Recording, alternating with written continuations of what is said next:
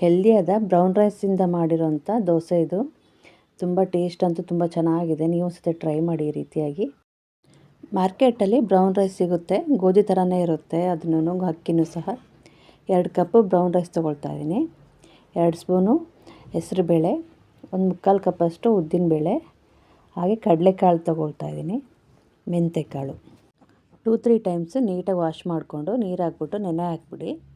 5-4 hours ಥರ ನೆಂತ್ಕೊಳ್ಳಿ ಚೆನ್ನಾಗಿ. Brown rice ಎಲ್ಲ ಸ್ವಲ್ಪ ಟೈಮ್ ತೊಗೊಳುತ್ತೆ. ಇವಾಗ ನೈಟ್ ಆಗಿದೆ, ಇದಕ್ಕೆ ಅವಲಕ್ಕಿ ಹಾಕ್ಕೊಳ್ತಾ ಇದ್ದೀನಿ ನಾನು. ನೀವು ಬೇಕಾದ್ರೆ ಮನೇಲಿ ಅನ್ನ ಉಳಿದಿದ್ರೆ ಅದನ್ನು ಹಾಕ್ಕೋಬೋದು. ಈ ಅಕ್ಕಿನೆಲ್ಲ ರುಬ್ಬಿಟ್ಕೊಂಡು ನಾನು ಗಟ್ಟಿಯಾಗಿ ರಾತ್ರಿಯೆಲ್ಲ ಹಾಗೆ ಬಿಡ್ತಾಯಿದ್ದೀನಿ ಬೆಳಗ್ಗೆ ಮಾಡೋದಕ್ಕೋಸ್ಕರ. ಇವಾಗ ಒಂದು ಪ್ಲೇಟ್ ಮುಚ್ಚಿಬಿಟ್ಟು ರಾತ್ರಿಯೆಲ್ಲ ಬಿಡ್ತಾಯಿದ್ದೀನಿ. ಇವಾಗ ಬೆಳಗ್ಗೆ ಆಗಿದೆ. ನಾನಿಲ್ಲಿ ಕಾಯಿ ಚಟ್ನಿ ಮಾಡ್ಕೊಂಡಿದ್ದೀನಿ ದೋಸೆ ಜೊತೆಲಿ.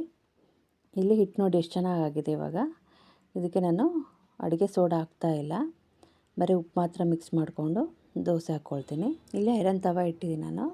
ಇವಾಗ ಎಣ್ಣೆ ಹಚ್ಕೊಂಡು ದೋಸೆ ಹಾಕ್ಕೊಂಡ್ರೆ ಆಯಿತು. ನಿಮ್ಗೆ ಯಾವ ರೀತಿ ಬೇಕೋ ಆ ರೀತಿ. ಪೇಪರ್ ದೋಸೆ ಥರ ತೆಳುವಾಗಿ ಹಾಕ್ತಾಯಿದ್ದೀನಿ. ಮೇಲ್ಗಡೆ ಸ್ವಲ್ಪ ಬಟರ್ ಅಪ್ಲೈ ಮಾಡ್ತಾಯಿದ್ದೀನಿ ರುಚಿಗೋಸ್ಕರ. ಈ ರೀತಿಯಾಗಿ ಮಾಡಿಕೊಂಡ್ರೆ ಚೆನ್ನಾಗಿರುತ್ತೆ.